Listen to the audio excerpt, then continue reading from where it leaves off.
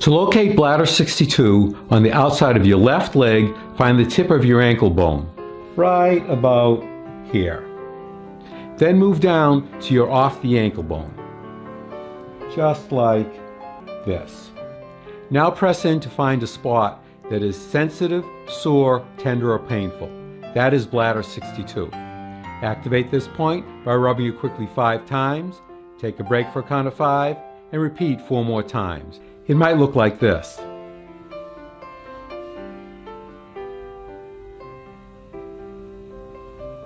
Or if you have a Tay shin, it might look like this.